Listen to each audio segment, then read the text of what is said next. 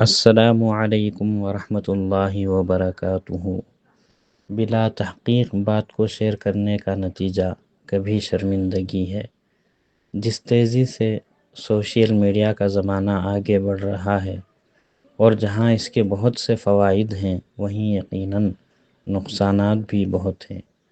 آج سے 1400 سال پہلے نبی اکرم صلی اللہ علیہ وسلم کے ذریعے اللہ نے جو تعلیم بھیجی، جس کی ضرورت آج بہت زیادہ ہے۔ اللہ تعالیٰ نے فرمایا: یا ایھا الذین آمنوا ان جاءکم فاسق بنبأ فتبینوا ان تصیبوا قوما بجہالۃ فتصبحوا علی ما فعلتم نادمین۔ ترجمہ: اے ایمان والو، اگر کوئی غیر معتبر آدمی تمہارے پاس کوئی خبر لائے تو خوب تحقیق کر لیا کرو۔ کبھی کسی قوم کو نادانی سے کوئی ضرر پہنچا دو، پھر اپنے کیے پر پچھتانا پڑے۔